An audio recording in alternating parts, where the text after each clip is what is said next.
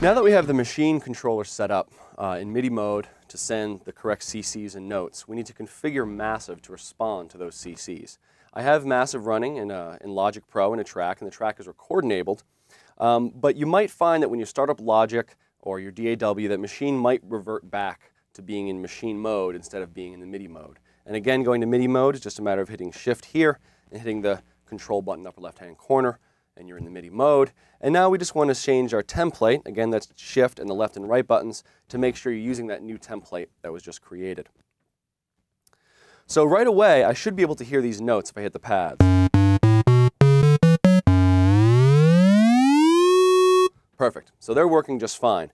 I would also like these to control the macro controls in Massive, because those are the really important controls in both patches. Go to the browser area, and I'll just try one of these. And unfortunately, it's actually not changing. So I should be seeing this first knob change as I move this. It says macro on there, but it's not responding here.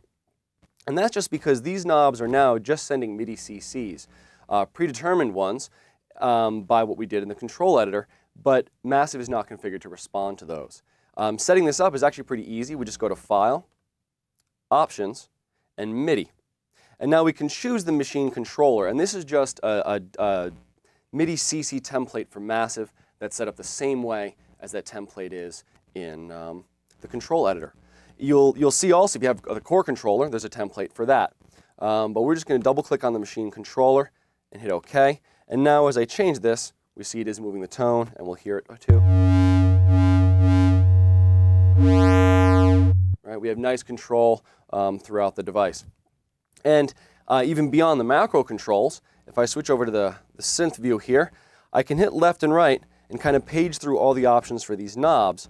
And like this one right here is controlling pitch on that oscillator. So as you page through this, you'll see that we can control pretty much every parameter in Massive just from these 8 knobs and how you page through it left and right here, which is great.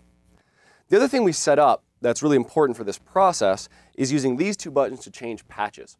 And this might actually be using a section of Massive you never really checked out before, but is really powerful.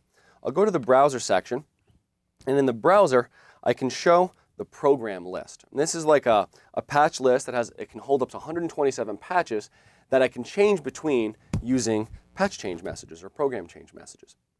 To use this, the first thing we'll need to do is drop a couple patches over in the program list. That's a matter of taking any patch you see in the browser and just dropping it in. And I'll just do a couple here, ones that I've prepared. And then enabling this power button here. And you'll see that'll turn on the program changes, and you'll also see that this now will say PC. Now once I've done that, these buttons can now be used to switch through the patches.